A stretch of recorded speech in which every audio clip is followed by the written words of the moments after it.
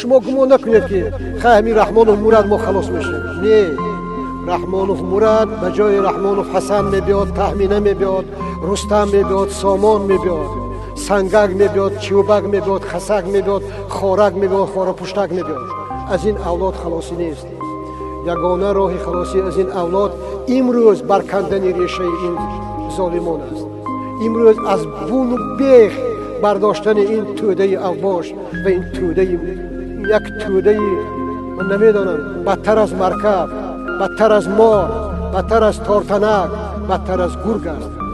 گرگ را نمیخورد، لیکن اینها آدمان آدم خواره هستند. اینها هستند که مجبور میکنند که مردم از تیزه ها خودشان پرتافته کشند. اینها هستند که فرزندانشان، بچه های بیگناه مردم را میکشند با ماشینش، بچه های مست و نشأمندشان، ولی جزا نمیبینند. اینها هستند که در خانه شما برق نیست. اینها هستند که شما مهاجر هستید. اینها هستند که شما روشنی ندارید. اینها هستند که فرزندان ما آینده ندارند. اینها هستند که ما غریب هستیم، ما دربدر هستیم، ما غلام هستیم، ما سرپست هستیم، ما سرافکنده هستیم. برای آن که ما سربلند باشیم، برای آن که ما سزاوار زندگی باشیم، ما باید مهاجر نباشیم. ما باید آرزوی رفتن نکنیم. ما باید فخر نکنیم که ما مهاجر هستیم. ما باید این زندگی که امروز مردم ما دارد، ما زندگی باید حساب نکنیم. زندگی این نیست.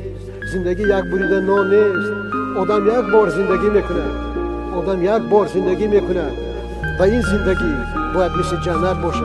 خدا هم گفته است که شما زندگیتان را آباد کنید، زندگیتان را به مثل جنت کنید، نه آنکه مثل امروزی که ما زندگی داریم. در بدترین کشورهای افریقا، مثل افریقا مردم مثل ما زندگی ندارند.